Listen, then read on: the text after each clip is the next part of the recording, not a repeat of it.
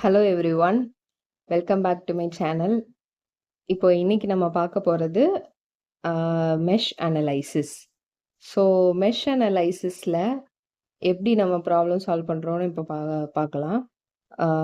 So இந்த question பார்த்தாச்சுன்னா இப்படி ஒரு சர்க்கியூட் கொடுத்துருக்காங்க.